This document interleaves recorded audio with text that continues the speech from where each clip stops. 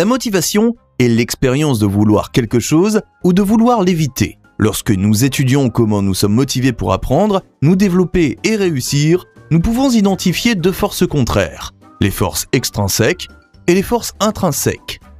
D'une part, nous voulons appartenir à un groupe. Nous désirons être aimés et nous cherchons à obtenir l'attention que nous pensons mériter. Nous sommes motivés de manière extrinsèque par des récompenses, afin de progresser socialement. D'autre part, nous nous efforçons d'explorer des choses qui nous sont gratifiantes sans tenir compte des récompenses. Nous sommes motivés intrinsèquement par une curiosité naturelle que nous suivons parce qu'elle nous semble juste. L'opinion des autres n'a pas d'importance. Pour comprendre pourquoi nous avons probablement besoin d'un bon mélange des deux, imaginons deux enfants de 4 ans. Tous deux grandissent dans des familles qui veulent ce qu'il y a de mieux pour leurs enfants, mais qui ont des points de vue totalement opposés sur la manière de les motiver pour qu'ils réussissent. Les parents de Tom pensent que tout ce dont leur fils a besoin, c'est d'amour. Pour ne pas saper ses intérêts intrinsèques, ils ne le félicitent jamais et n'utilisent pas de récompense. En définitive, ils décident de ne lui donner aucun feedback, craignant que cela ne corrompe sa liberté d'esprit. Au fil des ans, Tom développe une immense capacité d'imagination et passe la plupart de son temps à jouer seul. En étant autorisé à suivre sa passion, il apprend ce qu'il aime et ce qu'il n'aime pas. Mais Tom n'apprend pas ce que les autres attendent de lui et s'irrite facilement lorsque lui demande de faire quelque chose d'une manière particulière. Les parents de Mira sont convaincus que leur précieuse petite fille a besoin de règles claires sur ce qui est bien et ce qui ne l'est pas. Ils considèrent qu'il est de leur devoir d'aider Mira à apprendre en lui fournissant un retour d'informations précis et exploitable sur tous les aspects de sa jeune vie. Mira passe ses journées soit à l'école maternelle, soit à prendre des cours de musique et de ballet. Au fil des ans, elle devient exceptionnellement douée pour les choses qui plaisent aux adultes qui l'entourent. Cependant, comme elle n'a pas le temps de jouer librement ni de se détendre, elle ne découvre pas ses propres centres d'intérêt. La solitude l'ennuie. À 14 ans, Tom est indépendant et commence à écrire de la science-fiction. Il se rend compte qu'il n'est pas tout à fait comme ses amis et passe le plus clair de son temps à la bibliothèque. Lorsqu'il partage ses récits, les autres n'arrivent pas à s'y retrouver. Au même âge, Mira est la première de sa classe et a beaucoup d'amis et d'admirateurs. Elle sait ce que l'on attend d'elle et fait en sorte d'y répondre. Parfois, la pression devient insupportable, mais c'est son secret. Le jour de ses 21 ans, Tom a une vision unique du monde. Il est intelligent, mais n'aime pas travailler pour gagner de l'argent, et est donc toujours fauché.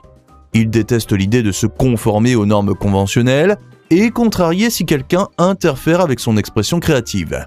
À ce stade, Tom en sait beaucoup sur lui-même, mais il n'est pas très à l'aise avec les autres. Pour lui, les gens semblent suivre les règles de la société sans les remettre en question, comme des moutons qui suivent leur berger. Il lui est alors difficile de s'intégrer dans la société et il commence à rechercher l'utopie. Mira entre dans une grande école de médecine où elle se rend compte qu'elle ne sera plus jamais première de la classe. Une fois que cette place lui semble hors de portée, sa motivation diminue et elle se demande si la médecine l'intéresse vraiment. Comme il n'est pas question d'abandonner, elle se lance dans une deuxième matière et se présente à la présidence du conseil des élèves. Bientôt, Mira saura tout de ce que les autres attendent d'elle, mais rien de ce qu'elle aime pour elle-même. Toute sa vie, elle s'est contentée d'écouter, poussée par des boucles de rétroaction externe. À ce stade, elle a presque perdu la capacité de remettre en question les normes de la société dans laquelle elle a grandi. Écouter notre cœur peut nous dire qui nous sommes, mais pas comment être heureux parmi les autres. Écouter les autres peut nous motiver à faire partie de leur monde, mais ne nous apprend pas si ce monde est le nôtre. C'est pourquoi il est probablement bon que les deux aillent de pair. Ainsi, nous pouvons apprendre ce que nous voulons et obtenir le retour d'informations dont nous avons besoin pour rester motivés et explorer de nouvelles voies vers une société meilleure. De nombreuses recherches montrent qu'il n'est pas simple d'équilibrer ces deux forces.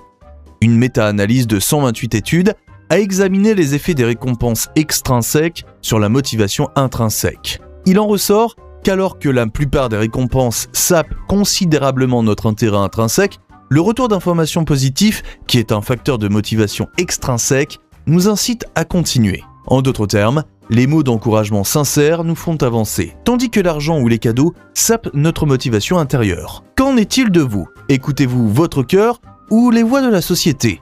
Et d'après votre expérience personnelle, laquelle des deux finit par prendre votre décision ? Partagez vos réflexions et consultez la description pour approfondir le sujet.